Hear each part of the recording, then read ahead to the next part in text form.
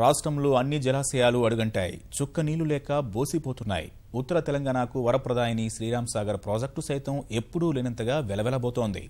వరంగల్ జిల్లాలోని కాకతీయుల కాలం నాటి పాకాల సరస్సు మాత్రం నీటితో కలకలలాడుతోంది. నీళ్లు లేక ఓవైపు రైతులంతా పంట పండించుకోలేని దుర్భర స్థితిలో ఉంటే, పాకాల ఆయకట్టు అన్నదాతలు నిండైన పంటలతో ముందుకు సాగుతున్నారు. ఇంతగా అక్కడి ప్రజలకు అండగా నిలిచిన పాకాల సరస్సుపై ఓ ప్రత్యేక కథనం. చుట్టూ ఎత్తైన కొండలు, దట్టంగా ఆవరించి ఉన్న చెట్లు, పక్షుల కిలకిల రావాలు, ప్రకృతి ఒడిలో ఒదిగిన జలకళ. ఇదంతా వరంగల్ జిల్లాలోని పాకాల సరస్సు సొంతం. చారిత్రక నేపథ్యం గల ఈ సరస్సు దుర్భరమైన కరువు పరిస్థితుల్లోనూ జలకళతో ఉట్టిపడుతూ ఎంతో మంది రైతులను ఆదుకుంటోంది.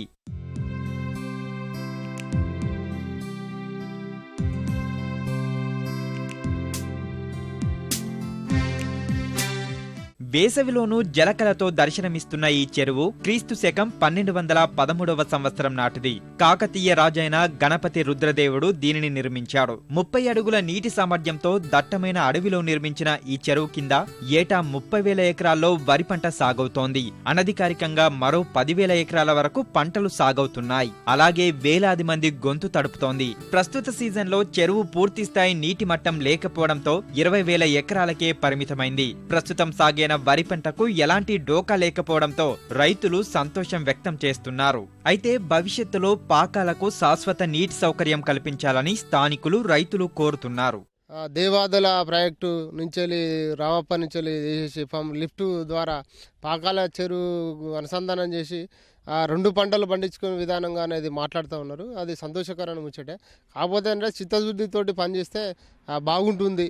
ఇలా అందరూ కూడా 2 పంటలు పండించుకోవడానికి ఆస్కారం ఉంటుంది. నర్సంపేట నగరంతో పాటు కూడా సుమారు 25 గ్రామాలు కూడా తాగునీటి సౌలభ్యం ఇచ్చే గ్రామం. ఏ పరంగా చూసినా కూడా ఒక్క నీటి చుక్క కూడా వృధా కాకుండా ప్రతి నీటి బిందువు కూడా ఈ ప్రాంత ప్రజానీకం ఉపయోగించుకునేది. అది తాగునీటి పరంగా, సాగునీటి పరంగా ఉపయోగించుకునేది. కాబట్టి దయచేసి తప్పకుండా ప్రతిపాదనలు రూపొందించి పర్మనెంట్ సౌకర్యాన్ని కల్పించి పాకాల వందలాది సంవత్సరాల కోరిక, ఈ ప్రాంత రైతాంగ కోరికను తీర్చాలని మీ ద్వారా కోరుతా ఉన్నాను.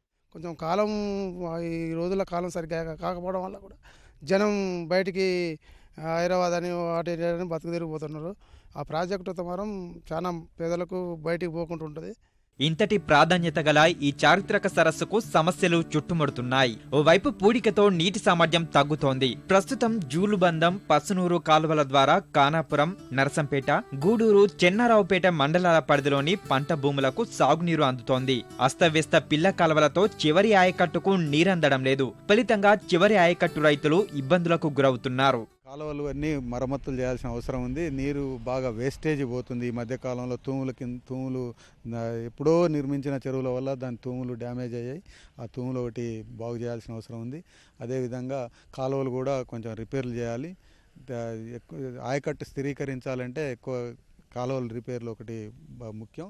ఈ పాకాల కాలువల కింద ఎన్నో సంవత్సరాల నుంచి అనేక రకాల రిపేర్లు చేసినా సరైన రిపేర్లు చేయక సెటిల్ నీరు బాగా వృధా అయిపోతున్నది. ఈ పాకాలకు శాశ్వత వనరులు కల్పించాలి.